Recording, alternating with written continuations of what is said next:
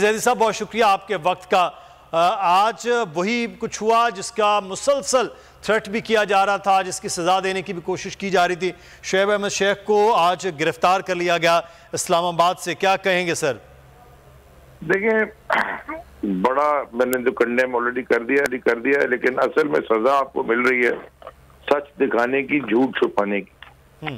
آج پاکستان میں آپ جھوٹ دکھائیں اور سچ چھپائیں تو آپ کو انعام ملتا ہے، اور سچ دکھائیں اور جھوٹ چھپائیں تو آپ کو سزا ملتی ہے۔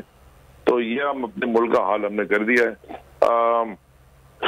شعیب کہ کوئی جرم نہیں ہے۔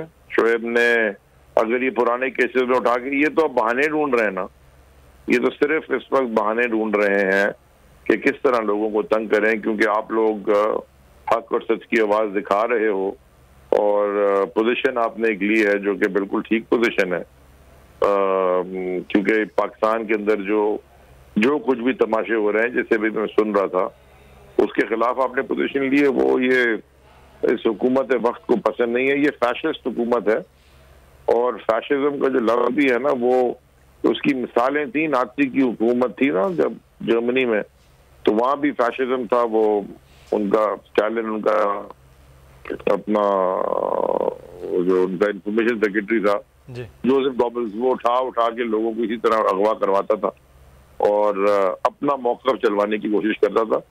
تو انشاءاللہ یہ وقت بھی گزر جائے گا، اور یاد بھی رکھیں گے ہم سب کہ کون لوگ تھے جو ان اللیگل کام میں یہ سارے کے سارے یہ لوگ مصروف تھے۔ بالکل، یہ ایک بڑا اہم معاملہ ہے۔ بہت شکریہ علی زیدی صاحب، پاکستان تحریک انصاف سندھ کے صدر ہمارے ساتھ موجود تھے، اور بول حق اور سچ کی بات کر رہا ہے، جرائم کی فہرست بتا رہے تھے بیورو چیف اسلام آباد صدیق جان۔ تو یہ پھر جرائم بھی کریں گے سید مزمل شاہ صاحب، اور اس کی پھر سزائیں بھی بھگتیں گے، اور